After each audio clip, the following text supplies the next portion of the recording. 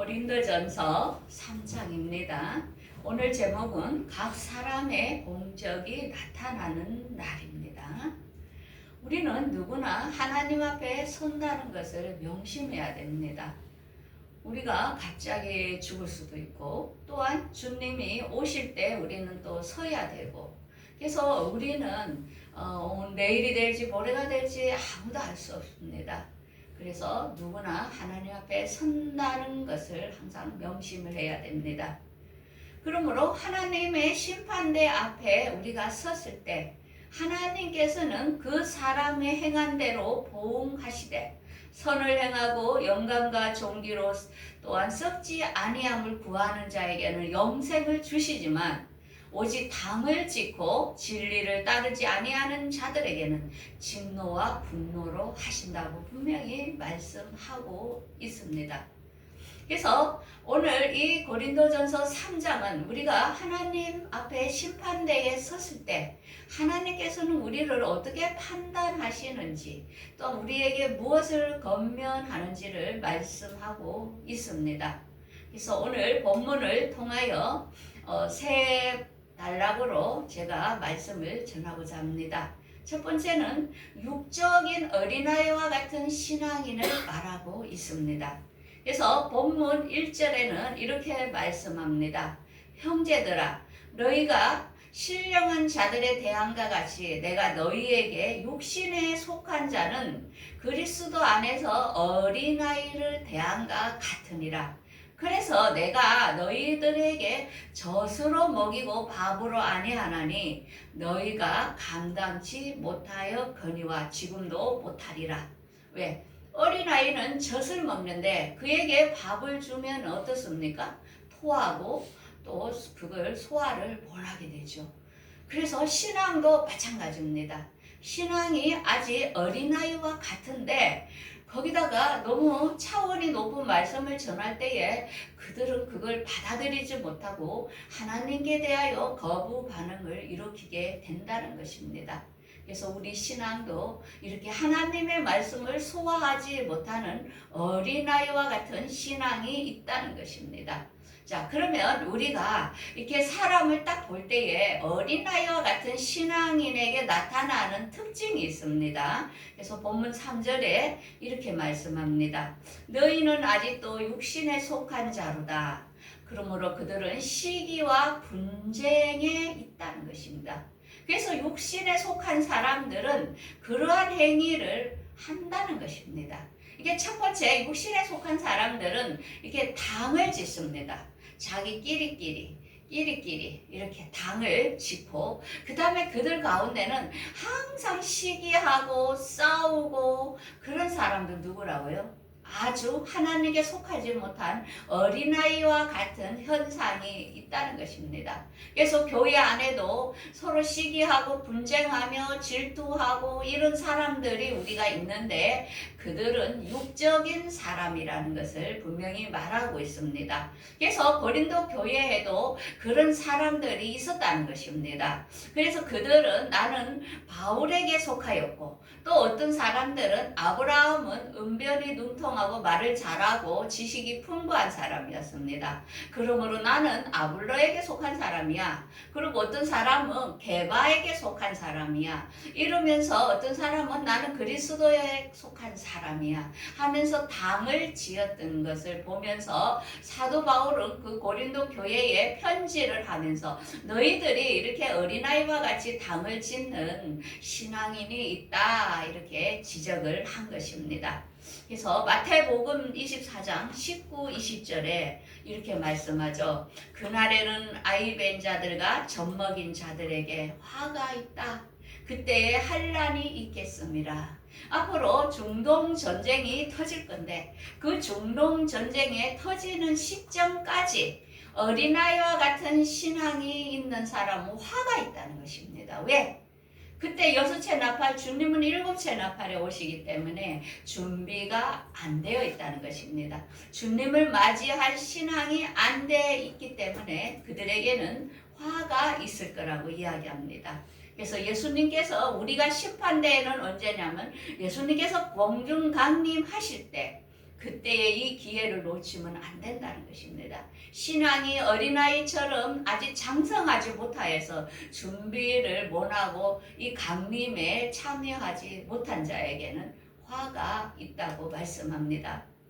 그러면 주님의 그 신부는 누굴까? 공중강림에 들려 올라갈 신부는 장성한 사람입니다. 신앙적으로 어린아이는 못 간다는 것입니다. 왜? 결혼은 장성한 사람끼리, 서로 사랑하는 사람끼리 하지 어린아이하고는 결혼을 할 수 없다는 것입니다. 그래서 성경에는 거룩함과 화평함이 없이는 갈 수 없다는 것입니다. 그래서 우리는 주의를 보면서 내가 예수를 믿는다 해도 날마다 시기하고 불평하며 서로 싸우고 이간짓하고 이런 사람이 얼마나 많습니까? 본인이 그 자리에 못 간다는 것을 여러분들은 깨닫고 반성하고 거룩한 신부로 지금부터 준비를 해야 된다는 것입니다. 두 번째로는 하나님의 동력자들과 여러분들의 공력이 불탈 때, 불탄다는 것은 하나님의 말씀 앞에 우리 자신을 비치게 될 시간이 있다는 것입니다. 그러므로 5절에는 이렇게 말씀합니다. 그때에 아볼로와 바울과 게바와 모두이 하나님의 일을 하였습니다. 그렇지만은 바울은 이렇게 이야기합니다. 나는 심었고 아볼로는 물 주었고 하나님은 오직 자라나게 했다는 것입니다. 그래서 교회 안에도 각자 교회를 위하여 헌신합니다. 어떤 사람은 헌금으로 헌신하고 어떤 사람은 찬양으로 또 어떤 사람은 기도로 어떤 사람은 봉사로 또 목사는 말씀으로 이렇게 섬깁니다. 그게 다 누가 잘난 것이 아니라 하나님께서는 각자의 역할에 따라서 그들에게 맞는 상을 줄 것이고 모든 것은 그들로 통하여 하나님께서 한 생명을 자라나게 하시는 것은 하나님이 하신다는 것입니다. 그러므로 자라나게 하시는 것은 다 하나님 뿐이니 각자 일한 대로 자기의 상을 받게 된다는 것입니다. 그래서 우리는 하나님의 다 동력자요, 하나님의 밭이요, 하나님의 집에 거한 자라는 것을 말씀하고 있습니다. 그러므로 우리가 집을 건축을 할 때에 다른 이가 세운 곳에 세우지 마라. 조심하라. 왜냐하면 건축할 때에 다른 이름으로 건축할 때에 그 건축은 무효가 되는 것입니다. 그러므로 너희들은 터를 예수 그리스도 안에 터를 건축하라는 것입니다. 그러면서 이렇게 우리에게 경고합니다. 너희들이 금이나 은이나 보석이나 나무나 풀이나 집으로 그 터를 세우면, 이게 우리가 신앙생활을 하면서도 이런 사람이 많아요. 나는 이렇게 헌금을 많이 해서 하나님은 나에게 축복을 할 거야 하면서 어떤 하나님께 헌금을 바치면서 그 속에는 사랑이 없습니다. 그냥 의무로 내가 복 받기 위하여 이걸 안 하면 내가 저주를 받을까봐 이런 마음으로 드리는 사람들이 있습니다. 그러므로 내가 헌금을 많이 했으니까 나는 당연히 하늘나라 갈 거야 이렇게 말하는 사람도 있다는 것입니다. 그러므로 어떤 물질을 가지고 하나님을 섬기는 사람이 있는가 하면 나무나 풀이나 집으로 타고 없어질 것으로 자기들이 신앙을 합리화하면서 나는 봉사를 많이 했고 나는 전도를 많이 했고 그래서 나는 당연히 하나님 앞에 갈 수 있어. 그게 아니라 이들의 속에는 뭐냐면은 예수 그리스도에 대한 진정한 사랑이 없다는 것입니다.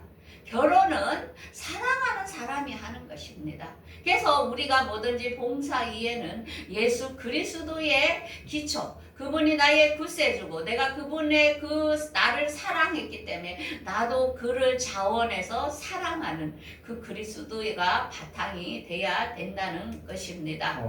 그러므로 각 사람의 공적이 불탈 때에 우리에게 하나님께서 심판할 때 불이라는 것은 말씀으로서 우리를 각자 심령을 비치게 됩니다. 그때에 그 공적이 여러분들이 한 공적이 나타나면은 상을 받지만은 그렇지만 불타면 그들이 불타고 없어지면 아무것도 남지 않는다는 것입니다. 그래서 많은 사람들이 하나님 앞에 섰을 때에 가장 나타나는 게 뭐냐? 자신은 아무것도 없어서 하나님 앞에 설 수 없어서 눈물로 있을 때 하나님께서는 그를 칭찬하면서 잘했다고 하는 사람들이 있습니다. 그게 뭐냐? 모든 면에 가난한 자, 힘든 자, 또 부모로서 자녀에게, 또 자녀는 부모로서 그 안에 진정한 그리스도의 사랑을 가지고 섬겼고 봉사했고 희생했고, 하나님께서 가장 보는 건 1순위는 사랑이라는 것입니다. 우리가 하나님을 믿는다 하면서 그 속에 사랑이 없다면 그건 거짓말이라는 것입니다. 그래서 믿음, 소망, 사랑 중에 그 중에 제일은 사랑이라. 그래서 우리는 주님께서 계시면서 평상시에 우리에게 사랑을 그렇게 강조했지만은 우리는 너무나 몰랐다는 것입니다. 그래서 우리는 그리스도의 사랑 위에 우리가 항상 모든 걸 해야 됩니다. 그래서 우리가 칭찬받은 교회들의 특징들을 보면은 마태복음 25장에 보면은 10처녀의 비유를 말했죠. 그들이 기름을 준비했다는 건 뭡니까? 성령으로서 주의 말씀으로 그들이 자신을 비우고 말씀에 따라서 실천하는 생활을 했던 사람들. 말씀대로 주님 오실 것을 기다리고 그 주님의 사랑을 전하면서 행하면서 살았던 그 10처녀, 5처녀, 슬기로운 5처녀. 그 다음에 양과 용소의 심판에서 어떻습니까? 오른쪽에 있는 사람 뭐랬습니까? 내가 헐벗었을 때에, 목마를 때에, 옥에 갇혔을 때에 너희가 나에게 물을 주었고 먹을 것을 주었고, 이렇게 칭찬하지 않았습니까? 근데 왼쪽에 있는 사람 어땠습니까? 자기가 하나님의 일을 하였고 병든 자를 고쳤고 하면서 자기 나름대로 하나님의 일을 했다 하지만 이 불법을 행한 자들아 나에게서 떠나라 한 것을 알 수 있습니다. 그래서 우리가 이 대목에서 보면은 그 속에는 진심으로 우러나는 사랑이라는 것입니다. 우리가 남을 도울 때에 저 사람이 나를 뭘 줄까봐 돕는 게 아니고, 그 사람이 어렵기 때문에 내가 그 사람에게 이것을 말없이 그냥 왼손이 하는 게 오른손이 모르게 한다는 것은 어떻습니까? 그냥 아무 대가 없이 자원해서 했다는 그런 삶을 산 사람들에게 오른쪽에 있는 나의 신부라고 칭찬하는 것입니다. 그 다음에는 빌라델비아 교회는 어땠습니까? 그 힘들고 가난하고 어려움 속에서도 주님이 오신다는 것을 붙들고 믿음으로 끝까지 인내했던 그 교회를 주님은 칭찬했던 것을 알 수 있습니다. 그래서 우리는 어떻습니까? 우리는 다 심판대 앞에 섭니다. 제일 중요한 것은 예수 그리스도의 말씀 안에 예수님의 그 사랑을 실천하면서 살아가고 그 말씀을 기억하면서 준비해야 된다는 것을 분명히 강조하고 있습니다. 세 번째로는 각자의 성전이 거룩하게 하라 이렇게 이야기합니다. 그러므로 사도 바울은 그 고린도 교회 사람들에게 이야기합니다. 너희들은 너희 자신이 하나님의 성전이라. 하나님의 성령이 너희 안에 거하시는 것을 알지 못하느냐? 그러므로 하나님의 성전을 더럽히면 그 사람을 멸하시리라. 성전은 거룩하라. 이게 그 박효진 장로님이 이제 술과 담배를 아주 많이 먹었죠. 그런데 어떤 이제 전도사님이 신방을 온다 했어요.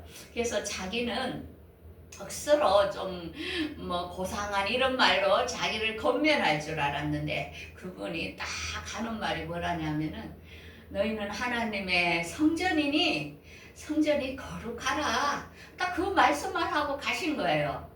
근데 그 말씀이 자기 안에 확 꼽히는 거예요. 하나님의 성전이 내 안에 있다고. 그런데 자기는 막 술과 담배로 막 교회를 다니면서 10년 동안 막 그냥 먹어 제꼈어요. 그러면서 교도소에 교도관들 막 이런 깡패들 막 이렇게 감당하면서 그들을 윽박지르고 막 정말로 살인같이 막 그들을 대하고 막 이랬는데 그 뒤부터 자기가 이 담배 냄새가 싫은 거야 막. 그래가 담배도 저절로 끊었어요. 그때는 그걸 안 피면 죽을 것 같았는데 이게 하나님의 성전이 내 안에서 어떻게 그런 굴뚝 더러운 것이 나오겠나 이렇게 생각하니까 막 끔찍한 거예요. 그러면서 그가 새로운 사람이 되어가지고 장로까지, 내가 지금 유튜브에 박효진 장로님 하면은 신앙의 그 모범으로서 계속 이야기하는 것을 볼 수 있지요. 그래서 우리는 이 세상의 지혜는 하나님께서 어리석은 것이다. 왜? 세상 사람들은 이 세상 사람들과 어울려서 사업하고 거짓말 치고 이런 게 당연하다 봅니다. 그러니까 우리 아들이 은행에 있는데 은행을 그만두는 건 뭡니까? 그 외에 술자리 가기 싫어서. 자기가 예수를 믿는데 그 술 먹는 사람들과 접대해야 된다는 게 너무 곤욕스러워서 그가 은행을 포기하고 다른 직장으로 이직할 때에 제가 뭘 느꼈냐? 정말 자는 그리스도인이다. 정말로 그 신앙의 양심, 하나님 앞에 거룩하게 살려고 그런 은행을 아무나 들어갑니까? 그런데도 포기하고 딴 데로 가려 했던 그 마음 자체가 하나님이 너무나 이쁘게 보지 않았겠나.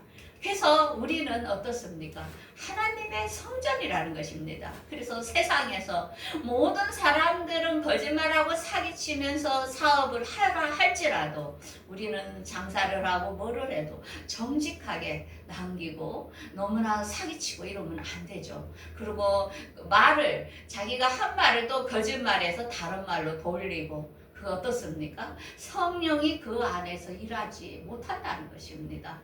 그게 하나님께서는 우리 일생을 다 보고 있다는 것입니다. 그러므로 우리는 그리스도 것이요, 우리는 하나님의 것이라는 것입니다. 그래서 하나님의 성전된 사람은 어떻습니까? 너 모든 사람과 화평함과 거룩함을 쫓아라. 이것이 없이는 아무도 주를 보지 못하리라. 요즘 같은 신앙에는 가족도 형제도 내 맘대로 못합니다. 내 자녀라고 내 맘대로 못합니다. 왜? 각자의 신앙이라는 것입니다. 각자가 하나님 앞에 어떻게 설 것인가가 중요하지, 우리가 이렇게 살아라 저렇게 살아라 한다 해서 그 사람이 그 삶을 살지 않는다는 것입니다. 그래서 저는 강조합니다. 저는 절대로 하나님을 떠나지 않고 하나님만 섬기겠습니다. 여러분들도 각자 자신이 하나님 앞에 맹세를 하십시오. 누구의 구원은 그 사람의 구원이지 내가 해줄 수 없는 문제라는 것입니다. 그러므로 우리는 어떻게 살아야 되느냐? 우리가 그리스도와 함께 십자가에 못 박혔나니 그런즉 이제는 내가 사는 것이 아니요 내 안에 그리스도께서 사는 것이다. 내가 이제 육체 가운데 사는 것은 나를 사랑하사 나를 위하여 자기 몸을 버리신 하나님의 아들을 믿는 믿음 안에서 사는 것이라. 우리가 어떻습니까? 나를 먼저 사랑해 주신 그분. 그래서 그 때문에 나는 죄와 허물을 용서받았고, 나는 평화를 누렸고, 나는 질병을 치료받았고, 나는 또 나를 위하여 영원한 천국을 예비해 놓으신 그분, 나는 그분을 만나기 위하여 앞으로 오실 그분이 얼마 남지 않았기 때문에 나는 그를 위하여 살겠다는 그 마음이 중요합니다. 그러므로 우리는 아침마다 제가 큐티 문자를 보냅니다.